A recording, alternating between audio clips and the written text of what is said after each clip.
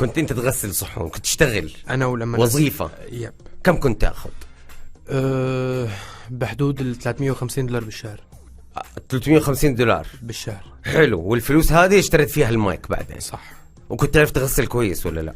كتير شطور. انت عارف لما اغسل انا الصحون عندي في البيت لازم اسمع ميوزك، فهل كنت تكتب انت الكلمات وانت قاعد بتغسل؟ في عندي بعض الاغاني مثل غنية ليلى مم. هلا بعتد عليها 35 مليون. ما شاء الله. كتبتها انا وعلى المجلة.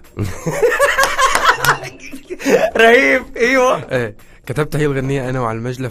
ففكرة المجلة كتير مربوطة براسي. بكل مرة بكون موجود بمكان مهم، بكل مرة بنجح، بكل مرة انا بدي غسل مواعين. أيوة. بيجيني هذا الفلاش باك، بيجيني الوقت اللي كنت عم بكتب ولحن فيه وانا وعم بشتغل هذا الشغل. يا استاذ، هل هذا خلينا نقول انه هذه هي الوظيفة اللي في حياتك؟ هي حتى أسوأ. هل هي اول وظيفة واخر وظيفة؟ لا ليك انا اشتغلت كتير بحياتي. ايوه. وشو ما بدك، اشتغلت دليفري، اشتغلت ما بعرف، اشتغلت بكل شيء. يا اخوان لازم تعرفوا انه الشخص اللي يكون عنده العمق اللي بيستمتع فيه، ما شاء الله لا قوة الا بالله، الاستاذ